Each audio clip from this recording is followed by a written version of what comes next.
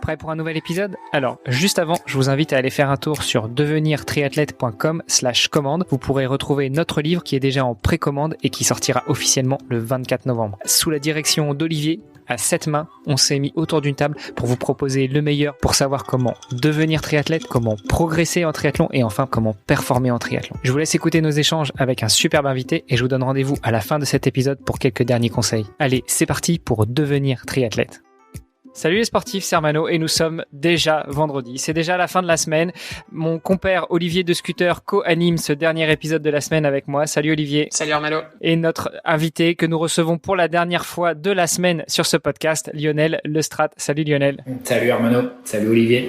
Alors Lionel, je voulais qu'on finisse pas en apothéose, puisque l'apothéose, on en a parlé hier, c'était ton Hawaï 2017, l'année où tu as fait 2 Ironman. C'était pas ta pire bêtise parce que tu nous as dit qu'une fois t'en avais fait 4 dans la même année. Bon, malgré tout, tu nous as parlé d'Hawaï. Mardi, tu nous as parlé de changement de catégorie. Donc, peut-être des velléités de refinir en apothéose. Quels sont tes plans déjà pour la saison 2021 qui se termine, 2022 qui approche et peut-être pour les années suivantes? Alors ouais, sur 2021, donc forcément comme il y a eu beaucoup de changements, il y a eu beaucoup de courses de planification qui ont sauté. Je dirais cette année, ça a été un petit peu pour moi une année un peu transition.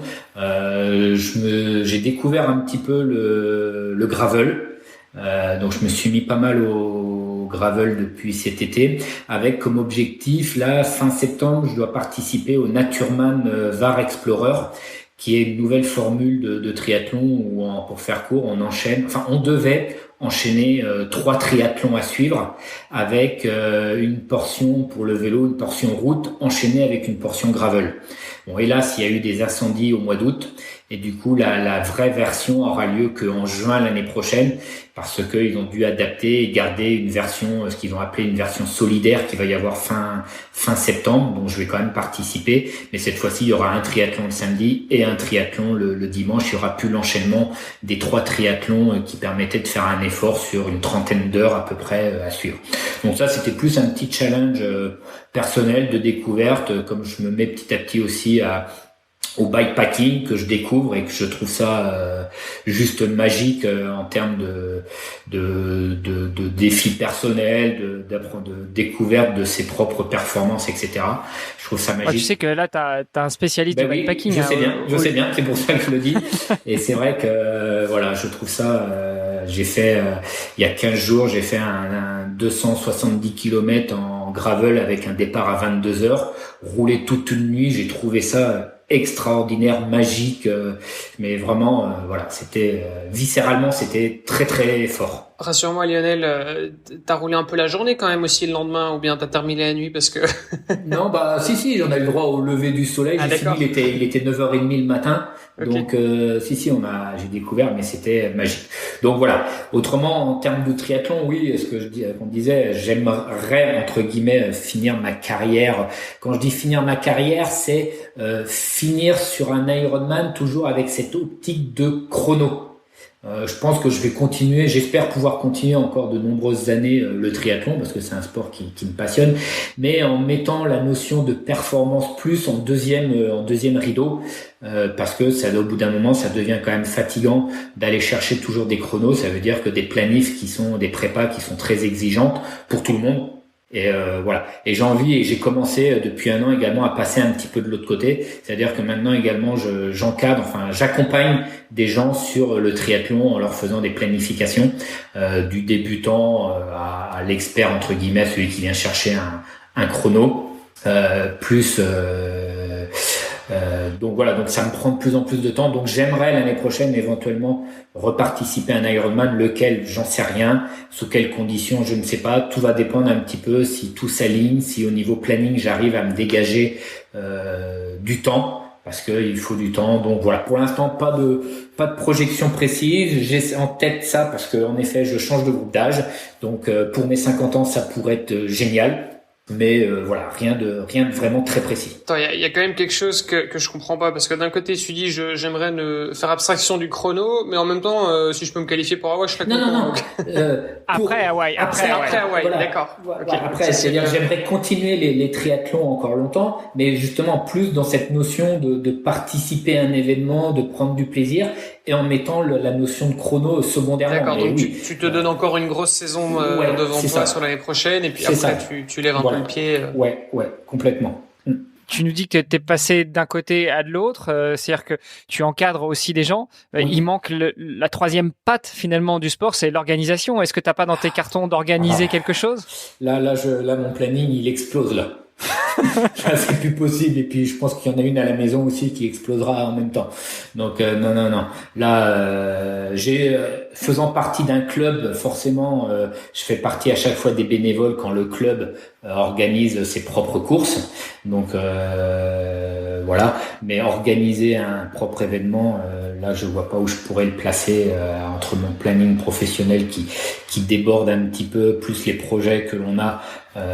Sur les accompagnements d'athlètes en réathlétisation justement avec Christelle, où on a monté une société de coaching surtout en réathlétisation et préparation physique. Moi, je fais également j'interviens régulièrement sur des formations, par exemple auprès de la FF3, où j'interviens tous les ans dans la formation des entraîneurs pour tout ce qui est expertise de course à pied. Depuis 1 an, j'ai intégré la franchise vélo fitting où je fais énormément d'études posturales vélo. Donc, je m'occupe de tout le Grand Ouest pour les études posturales vélo. Donc, ça me prend aussi beaucoup de temps, beaucoup de déplacements, mais ça me passionne et c'est passionnant. Donc voilà, donc il faut jongler avec tout ce planning. Donc on a hâte de voir, et puis comment on va pouvoir revoyager l'année prochaine, qu'est-ce qui va apparaître sur les calendriers. Voilà. J'ai plein de projets, mais rien de défini. Ouais, finalement, tu nous en as dit plus sur toi dans le dernier épisode de la semaine que dans l'épisode de présentation. C'était pour garder le suspense jusqu'au bout. Ah, d'accord. Quand tu parles d'études posturales et d'analyse du coureur, c'est quoi que tu fais exactement ? C'est des analyses de foulée ? Qu'est-ce qu'il y a d'autre ? Alors, pour le coureur, oui, moi ma patte, c'est-à-dire que quel que soit le sport ou la personne, je suis très féru de ce qu'on appelle préférence motrice ou préférence naturelle suivant le courant que l'on va prendre.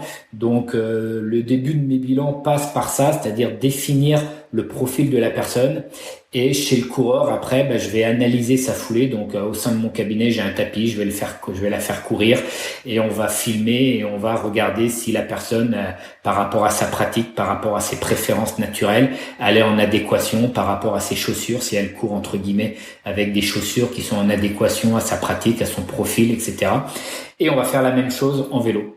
Donc en vélo, en plus là, j'ai un système qui me permet de modéliser la personne.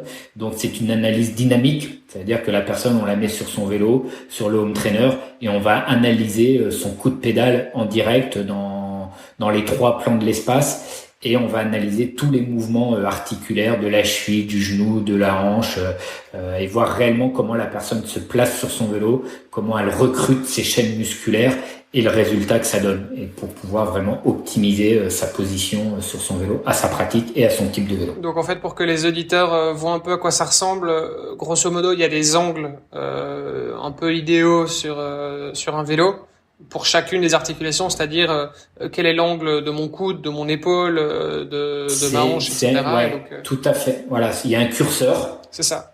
Et par rapport à ce curseur, moi, je vais amener la personne plus ou moins dans une des extrémités de son curseur par rapport à son morphotype, par rapport à sa pratique et par rapport à ses préférences. Et donc en gros, tu mets des capteurs sur le corps du cycliste, et l'appareil en question, enfin la caméra en fait va via le logiciel que tu utilises calculer les angles.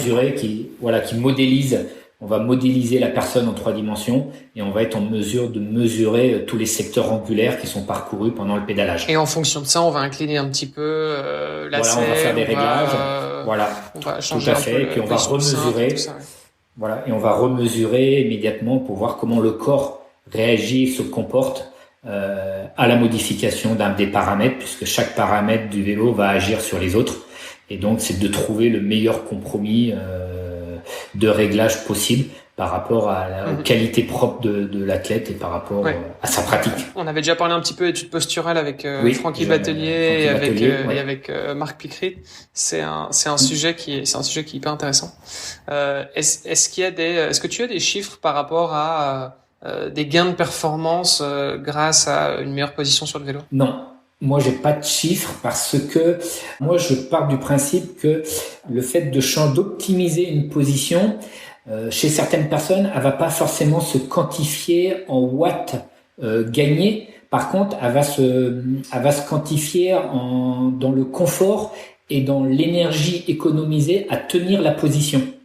Par exemple, si on part sur un Ironman, quelqu'un qui a une position sur son chrono qui nécessite que tous ses muscles paravertébraux et compagnie sont énormément sollicités parce que la position est trop extrême pour tenir, et ben il va à la fin de son vélo, sa dépense énergétique sera supérieure à une position où il aurait été beaucoup plus dans la détente, si on peut parler comme ça.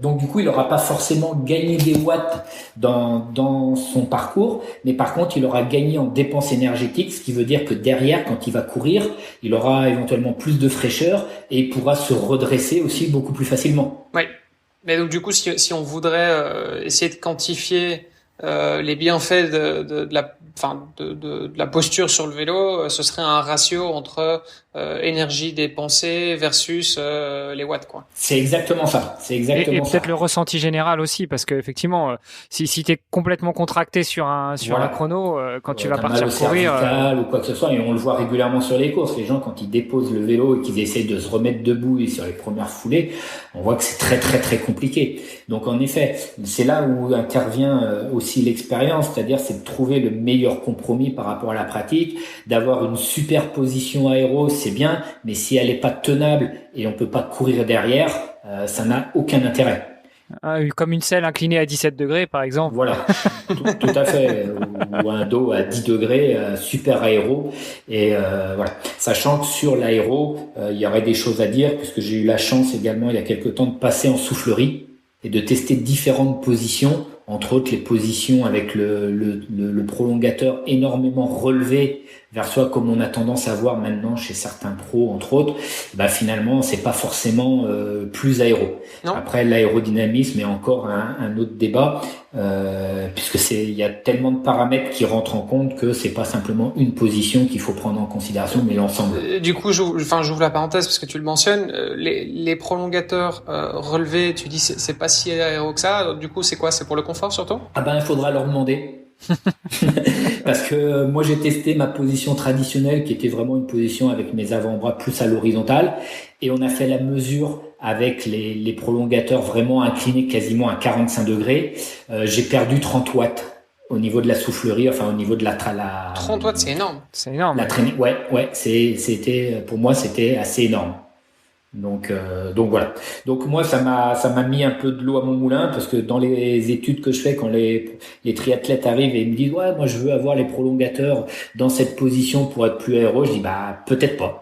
C'est peut-être pas la meilleure position pour être le plus aéro. On va déjà optimiser la position en termes de confort et compagnie, puis on verra dans un deuxième temps.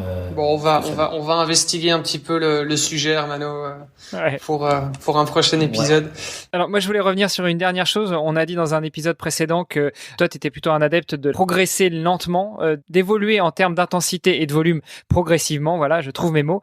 Quand on parle d'études posturales et de changement de posture, est-ce que tu adaptes la même technique, c'est-à-dire que changer la posture de quelqu'un qui est habitué depuis quelques mois, quelques années à pédaler d'une certaine manière, j'imagine que si tu lui mets ne serait-ce que 2 degrés de plus sur un pédalage, ça va changer énormément pour lui. Est-ce que tu conseilles d'évoluer progressivement, ou alors de toute façon une fois que le réglage est fait, il est fait, quoi? Oui, alors c'est pareil, c'est propre à chacun, dans le sens où il y a des gens tout le monde n'a pas la même sensibilité. En effet, comme tu dis, il y a des gens, tu leur bouges 2 degrés, ça les perturbe complètement dans leur équilibre. Il y en a d'autres, tu montes la selle de 2 cm, ils sentent à peine le changement. Donc, ça va être propre à chacun. Donc, suivant le type de changement que je vais faire, je vais alors soit, par exemple, pour un exemple, je monte la selle de 2 cm, sur les sorties qui vont suivre, soit je vais leur dire, écoute, tu mets ta selle de 1 cm, Tu t'habitues pendant plusieurs sorties et au bout d'un moment, tu pourras vraiment mettre ta selle au changement qu'on a optimisé. Donc en effet, et il y en a d'autres. Quand on fait l'étude, qui me disent ah mais ouais mais vraiment là je me sens très très bien, je sens que la position elle est vraiment plus confort et plus optimum dans mon coup de pédalage. Dans ces cas-là, je leur dis reste comme ça. Par contre, diminue ta durée de séance par rapport à d'habitude. Tu vas faire 1 heure et quart maximum sur plusieurs sorties pour voir comment ton corps réagit. S'il réagit bien, il n'y a pas de voyant qui s'allume, petit à petit tu peux reprendre progressivement ta longueur en termes de séance et de remettre après un peu d'intensité, mais je vais être plus dans la progressivité, dans la durée des séances. Est-ce qu'il n'y a pas une question de gainage aussi, au plus quelqu'un est gainé, naturellement ou de par sa pratique du sport, il va plus facilement s'adapter, quoi. C'est ça que je veux dire. Ouais, il y a ça, et on s'aperçoit que j'ai beaucoup de gens finalement qui sont trop bas sur leur vélo, qui ont des selles trop basses. Ouais, on voit souvent ça. Et du coup, ils ont une stabilité du bassin qui est mauvaise, puisque comme ils ont un schéma, un développement du coup de pédale qui est pas optimisé, avec une flexion de genou qui reste trop importante, du coup, le bassin, il manque de point d'appui. Et le bassin est vraiment très instable. Et dès qu'on les remonte, on le voit très bien à la mesure, le bassin se stabilise, les gens se sentent mieux, développent leur coup de pédale, optimisent leur coup de pédale, vont chercher un peu plus loin dans le recrutement. Et du coup, rien que ça, le gainage va venir en complément, mais rien que ça déjà suffit pour obtenir plus de stabilité. Oui, parce qu'il faut le dire quand même, dans la majorité des cas, en tout cas pour les gens qui vont faire une première étude posturale, en général, ils seront quand même mieux dans la nouvelle position que dans la position dans laquelle ils étaient auparavant. Par contre, c'est vrai qu'une fois qu'on en a déjà fait plusieurs, éventuellement, on va aller chercher peut-être plutôt quelques watts au lieu du confort. Et donc, dans ce cas-là, effectivement, on va avoir l'effet un peu inverse. Je sais que j'avais fait une étude posturale récemment avec mon vélo de contre-la-montre, parce que c'était un nouveau vélo. Et effectivement, il y a un côté, on va gagner du confort à certains endroits, mais il y a un autre côté aussi où finalement, on va vouloir privilégier prioriser la performance, on est un petit peu moins confortable quand même. Tout est question de compromis, de c'est ça, tu le disais tout à l'heure, où on veut aller, quel est l'objectif premier de l'étude, et où est-ce qu'on veut emmener l'athlète dans quelle discipline et quelle orientation. Mais c'est exactement ça. Ok. Passionnant. Avant de te laisser partir, est-ce que tu peux peut-être nous dire où est-ce qu'on peut retrouver plus d'informations sur toi, Instagram, Twitter, Facebook ou autre, et puis sur ta société Réathlète Fit? Alors la société Réathlète Fit, on a un site qu'on a été obligé de mettre un petit peu en suspens parce que on devait avoir des locaux et je passe, on n'a pas pu avoir les locaux, donc les locaux vont arriver certainement en début d'année prochaine. Autrement, pour les études posturales, moi je fais partie du réseau Vélo Fitting. Donc moi je me déplace sur tout l'Ouest. Autrement, vous tapez mon nom Lionel Lestrade sur Instagram ou Facebook et vous retrouverez des actualités comme des ateliers. Il va y avoir un atelier du coureur au mi-octobre également sur Nantes où là par petits groupes on débriefe et on regarde comment les gens courent, comment on peut optimiser leur pratique avec la vidéo, avec les chaussures, avec plein de conseils qu'on peut pour optimiser la pratique en prenant du plaisir. Super. On suivra ça de près. Merci. Lionel, merci pour cette semaine passée avec nous. On te souhaite une bonne continuation, bon changement de groupe d'âge dans quelques mois. Et puis, forcément, bon courage pour Hawaï 2022, 23, ou enfin pour le prochain Hawaï, on va dire. Parfait. Merci beaucoup en tout cas de m'avoir invité.